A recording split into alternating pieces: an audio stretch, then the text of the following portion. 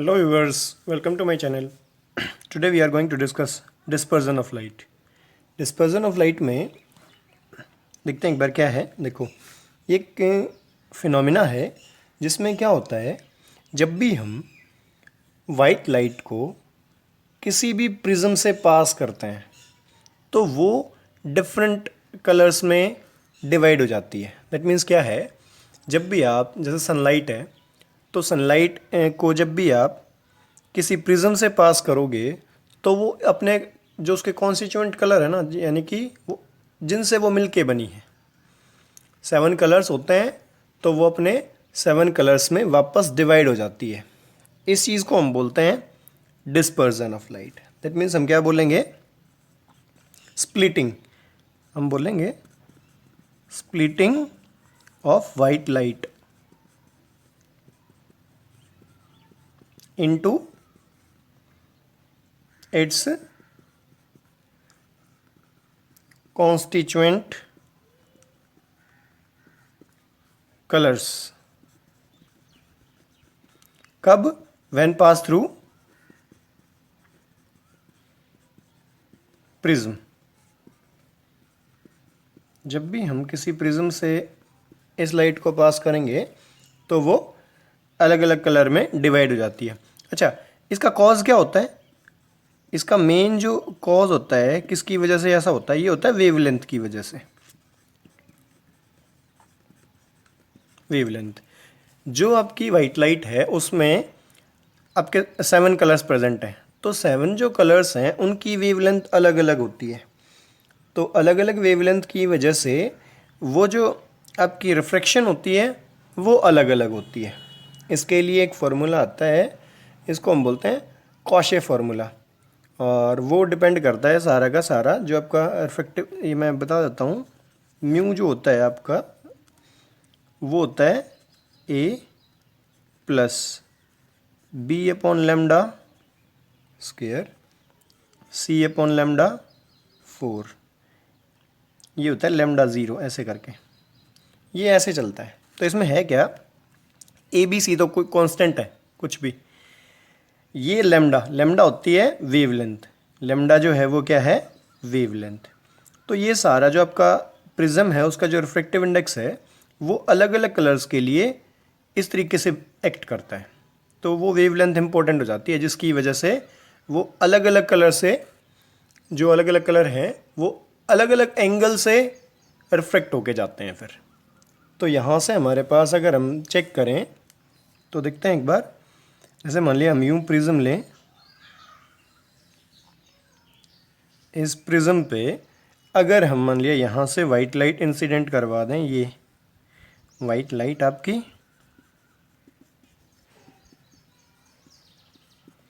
White light जब incident करवा दी तो वैसे तो क्या होना था, ये ऐसे स्ट्रेट जानी थी, ऐसे करके स्ट्रेट, लेकिन यहाँ से रिफ्रैक्शन परफॉर्म होती है, और रिफ्रैक्शन होने के बाद ये यूं अलग अलग कलर में डिवाइड होती है, ऐसे करके आपका स्पेक्ट्रम बन जाता है। बीच में अलग अलग कलर हैं, मैं सिर्फ टॉप और बॉटम जो कलर है वो है। तो इसमें एक बार चेक करें, देखो हमारे पास जो पैटर्न बनता है वो बनता है विबग्योर का।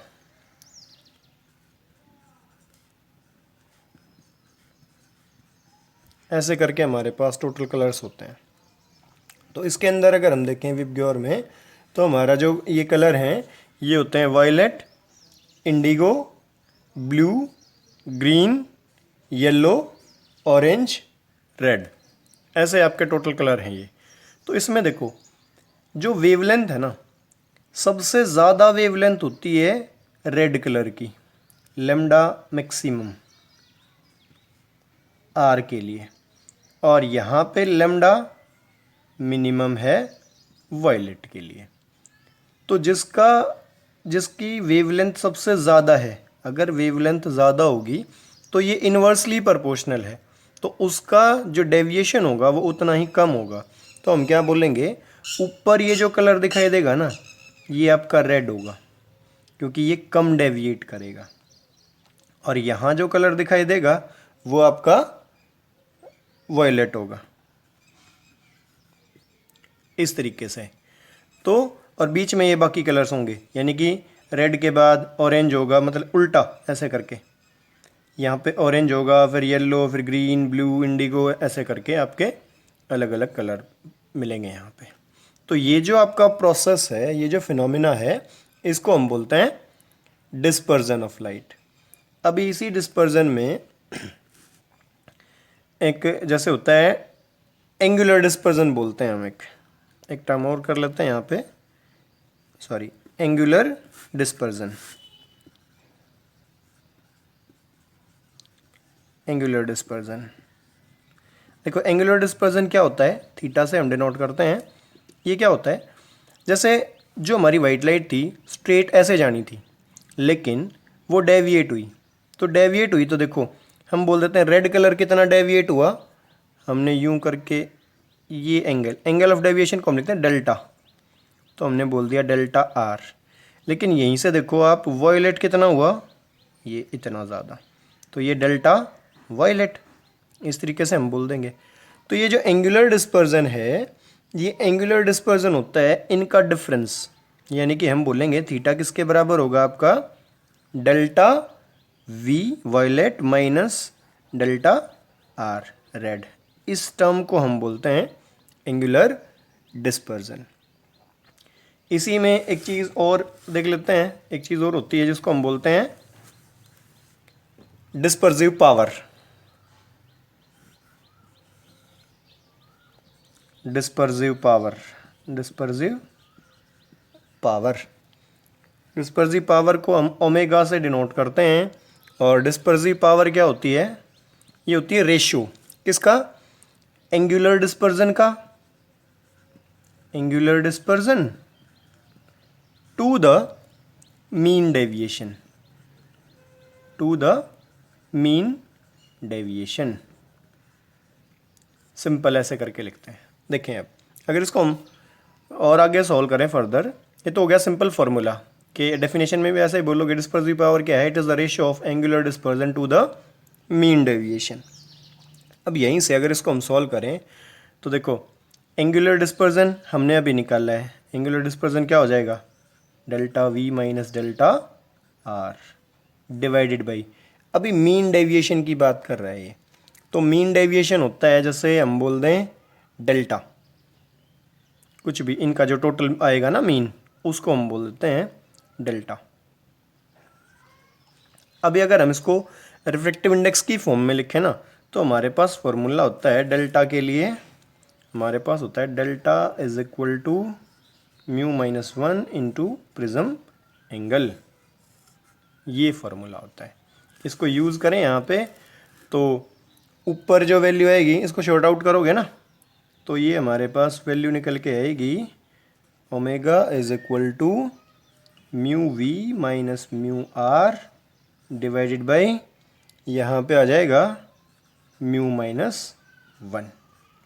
अब ये जो म्यू है ये क्या है, ये जो आपका म्यू है ये है मीन डेविएशन, मतलब mu V plus mu R divided by 2, ये आपका मीन आ जाएगा टोटल, और ये हमारे पास टोटल फॉर्मूला आ जाएगा डिस्पर्सिव पावर के लिए। जो डिस्पर्जन है उसकी एप्लीकेशन होती है रेनबो। तो एक बार रेनबो को चेक करते हैं कि कैसे बनता है। तो जैसे मान लिया जैसे ही बारिश होती है उसके बाद बहुत सारी वाटर ड्रॉपलेट्स आपके एनवायरनमेंट में प्रेजेंट होती हैं। तो जैसे ही सन आता है तो सन से जो लाइट निकलेगी तो उसमें क्या होगा, जैसे मान लिया यहाँ से एक लाइट आई, वाइट लाइट यहाँ पे आके इस रेन ड्रॉप पे इंसिडेंट करती है, ये है आपकी वाइट लाइट। जब वाइट लाइट इंसिडेंट कर रही है रेन ड्रॉप पे, ये तो ये जो रेन ड्रॉप है ना ये प्रिज्म की तरह एक्ट करती है।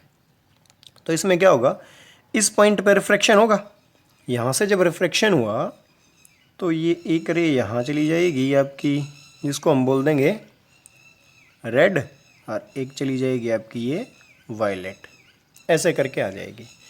फिर यहाँ पे क्या होता है, ये जो आपकी वाटर ड्रॉपलेट है यहाँ पे इस पॉइंट पे यहाँ पे टोटल इंटरनल रिफ्लेक्शन परफॉर्म होता है, और जब टोटल इंटरनल रिफ्लेक्शन होगा तो ये रे वापस बेंड होके यहाँ और ये रे यहाँ वॉयलेट की, तो ये ऐसे मूव करेंगी फिर।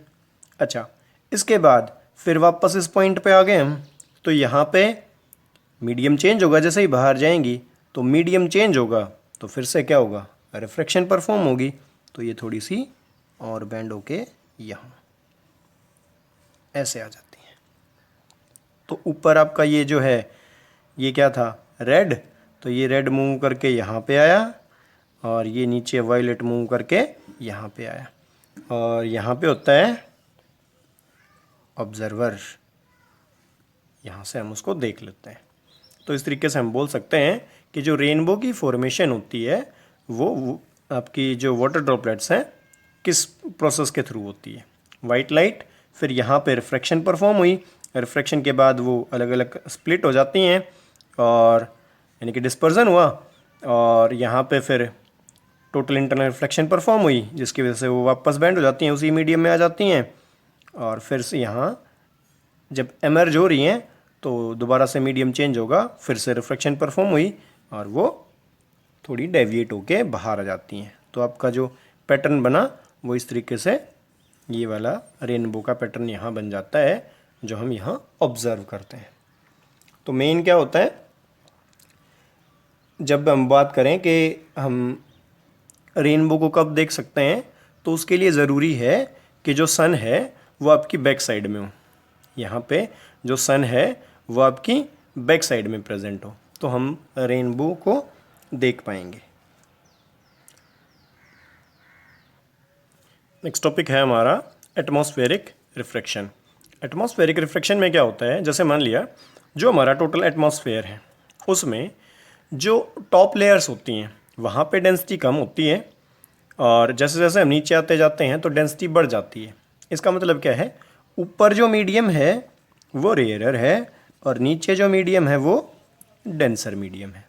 तो क्या होता है, जब कभी भी कोई भी रे ऊपर से ट्रैवल करती है तो यहाँ पे बीच में आपके डिफरेंट डिफरेंट लेयर्स हैं, और सब में क्या है, रिफ्रैक्टिव इंडेक्स वो चेंज होता जाता है, यानी कि वो रेयर से डेंसर, फिर और डेंसर डेंसर डेंसर ऐसे करके वो एंटर कर रही है, जिसकी वजह से क्या होगा, सारी की सारी लेयर आप क्या करेंगी, रिफ्रैक्शन परफॉर्म करेंगी। यानी कि ऊपर मान लिया रेयर से यहाँ डेंसर में आया तो रिफ्रैक्शन हुई, फिर डेंसर से और ज़्यादा डेंसर में आया तो फिर और ज़्यादा रिफ्रैक्शन हुई, फिर नेक्स्ट डेंसर में आया, इस तरीके से वो रिफ्रैक्शन कंटिन्यू चलती रहती है। इसी प्रोसेस को हम एटमॉस्फेरिक रिफ्रैक्शन बोलते हैं। अभी इसमें जैसे एप्लीकेशन आती हैं एटमॉस्फेरिक रिफ्रैक्शन की, तो उसमें हम बात करते हैं, जैसे हमारा आता है ट्विंकलिंग ऑफ स्टार। अभी ट्विंकलिंग ऑफ स्टार में क्या आता है, जैसे मैं बोल दूं ट्विंकलिंग ऑफ स्टार, तो स्टार ट्विंकल करते हैं, ऐसा क्यों होता है, तो होता क्या है, सेम जैसे मान लिया यहाँ पे कोई स्टार है, हम बोल दें यहाँ पे कोई स्टार है, ऐसे करके इसको स्टार मान लें हम, यहाँ पे ये स्टार है, यहाँ से रे आती है वापस हमारी तरफ, तो बीच में क्या है, वैसे ही मान लेते हैं, एक लेयर, दो लेयर, तीन, बहुत सारी लेयर होती हैं, हम वैसे मान रहे हैं आपके लिए, 3-4 लेयर हमने अज्यूम कर ली हैं।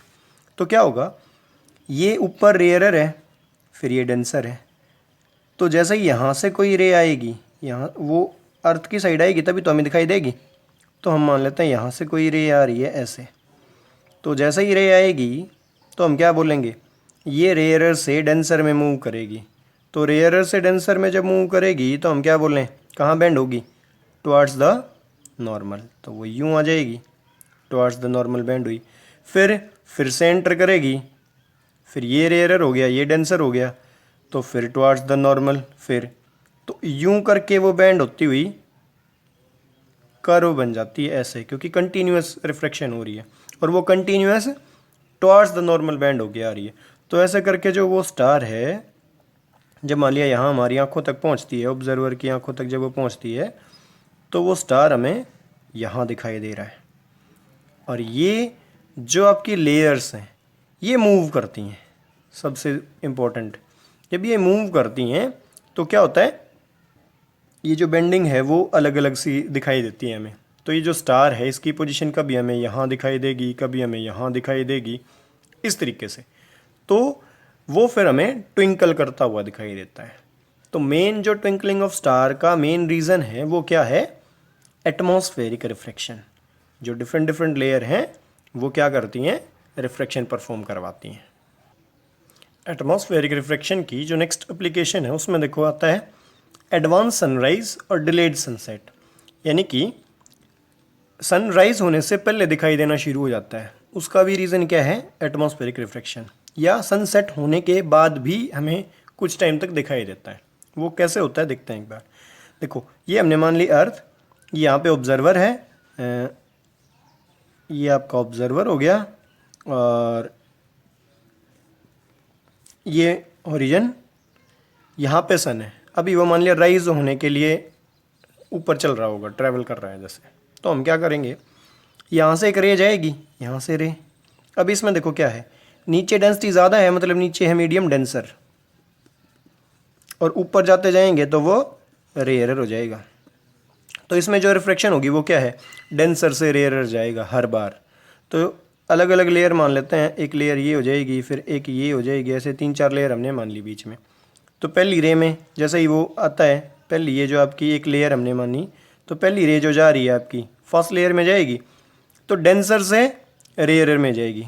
तो वो डेंसर से रेयरर में जाएगी तो अवे फ्रॉम नॉर्मल, तो वो यूं करके बैंड हो जाएगी, फिर यहाँ से फिर बैंड हो जाएगी, फिर बैंड हो जाएगी। तो ऐसे करके हमें वो यूं करके पहुँचेगी हमारी आँखों तक। और जब यूं करके पहुँचेगी तो हमें लाइन ऑफ साइट के अकॉर्डिंग दिखाई देगी। तो हमारी लाइन ऑफ साइट तो स्ट्रेट होती है, तो यूं करके फिर जो सन है वो हमें यहाँ दिखाई देगा ऊपर। अभी है कहाँ पे? नीचे, होरिजन के नीचे प्रेजेंट है। लेकिन वहाँ से जो रे जा रही है देखो कंटिन्यू, वो डेंसर से रेयर जाएगी, तो away from normal, away from normal यूं बैंड होती हुई चली जाएगी हमारी आँखों तक। और जैसे ही यहाँ पहुँचेगी तो हमें जिस एंगल से वो रे इंसिडेंट करेगी हमारी आँखों में, हमारी लाइन ऑफ साइट के अकॉर्डिंग हमें सन दिखाई देगा। तो लाइन ऑफ साइट आपकी स्ट्रेट हो जाएगी, तो ये जो सन है ये हमें ओरिजिन से ऊपर दिखाई देगा, यानी कि सनराइज हो जाएगा इस तरीके से। ऐसा ही डिलेड के टाइम पे होता है। वो यहाँ ड्रॉ करोगे तो यहाँ आपका डिले क्यों दिखाई दिया? सनसेट हो चुका होगा यहाँ पे, लेकिन वही एटमॉस्फेरिक रिफ्लेक्शन की वजह से वो हमें यहाँ दिखाई देगा ऊपर। ठीक है, नेक्स्ट टॉपिक है आपका scattering of light. Scattering of light क्या होती है?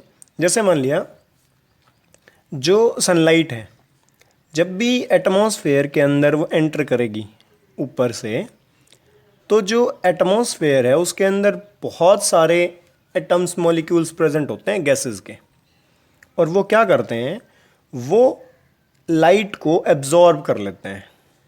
और एब्जॉर्ब करने के बाद जो वो मॉलिक्यूल्स हैं वो फिर उसको री एमिट करते हैं इन ऑल डायरेक्शन। जब वो री एमिट कर रहे हैं तो इस प्रोसेस को हम स्कैटरिंग ऑफ लाइट बोलते हैं। दैट मीन्स पहले क्या करेंगे, पार्टिकल्स जो सनलाइट आ रही है उसको एब्जॉर्ब करेंगे, फिर उसको री एमिट करेंगे ऑल डायरेक्शन में। ये जो प्रोसेस है इसको हम बोलते हैं स्कैटरिंग ऑफ लाइट। अच्छा, ये किस पे डिपेंड करता है? अभी इसमें दो चीज़ें आती हैं। एक तो जो पार्टिकल्स प्रेजेंट है ना, जो आपके पार्टिकल्स प्रेजेंट हैं उसका साइज़ कितना है, उसका साइज़, उस साइज़ को हम बोल देते हैं एक्स मान लिया। और एक है वेवलेंथ, जो लाइट आ रही है उसकी वेवलेंथ कितनी है, लैम्डा।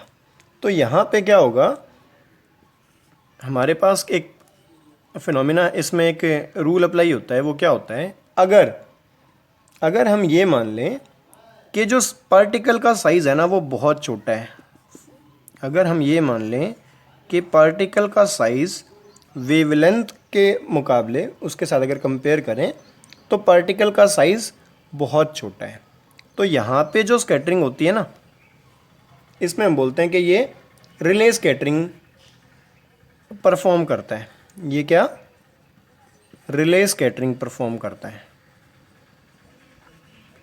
अभी रिले स्कैटरिंग का मतलब क्या है?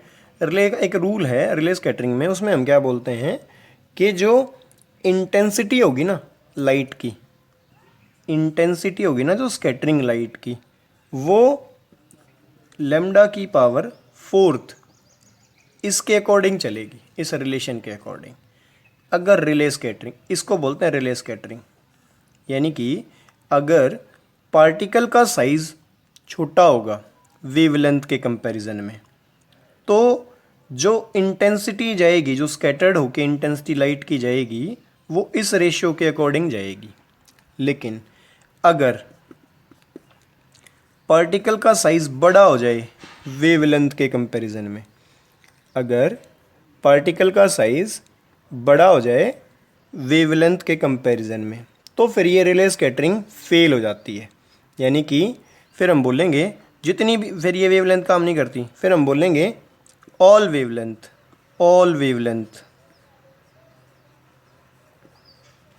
विल स्कैटर इक्वली, सारी लाइट बराबर बराबर ही स्कैटर्ड होके आगे चली जाएंगी। ये होता है आपका स्कैटरिंग ऑफ लाइट। यानी कि मेन क्या है, पार्टिकल के साइज़ पे डिपेंड करेगा। ठीक है, इसी में एक चीज़ और आ जाती है, एक बोलते हैं टिंडल इफेक्ट। टिंडल इफेक्ट क्या होता है, जैसे हम बोलते हैं जो कोई भी है, जैसे आपके लाइट है जो, अगर वो स्कैटर्ड हो किसके अकॉर्डिंग, हम बोलते हैं डस्ट पार्टिकल है, स्मोक है, वाटर ड्रॉपलेट्स हैं, जो भी एयर में सस्पेंडेड हैं, अगर उनके अकॉर्डिंग वो जा रही है तो हम बोलते हैं कि ये टिंडल इफेक्ट है, अगर स्कैटरिंग हो रही है तो। दैट मीन्स हम देखो, इसमें अगर हम फॉलो करें तो क्या होता है, कोलाइडल सोल्यूशन ले लेते हैं। तो कोलाइडल सोल्यूशन में क्या होगा, जब भी हम लाइट को पास करें, कोलाइडल सोल्यूशन में क्या होगा, पार्टिकल सस्पेंडेड रहते हैं बहुत सारे छोटे छोटे। तो वहाँ पे क्या है, जब किसी लाइट को उस सॉल्यूशन से पास करेंगे तो जो लाइट का पाथ है वो विजिबल हो जाता है, हमें क्लियर दिखाई देती है कि यहाँ से लाइट पास हो रही है। वो क्या होता है, जो उसके अंदर सस्पेंडेड डस्ट पार्टिकल हैं वो क्या करते हैं, लाइट को एब्जॉर्ब और री एमिट करते हैं, यानी कि स्कैटरिंग परफॉर्म करते हैं, जिसकी वजह से वो पाथ विजिबल हो जाता है। इसी चीज़ को हम टिंडल इफेक्ट बोलते हैं। स्कैटरिंग ऑफ लाइट की एप्लीकेशंस हैं, जैसे मान लिया बहुत बार क्वेश्चन पूछ लेते हैं कि ब्लू कलर ऑफ स्काई क्यों होता है, ये एप्लीकेशन है। जैसे मान लिया एक पूछ लेते हैं वाइट कलर ऑफ क्लाउड, ये क्यों होता है। एक बोल देते हैं, जैसे मान लिया रेड कलर होता है, red colour of danger signal,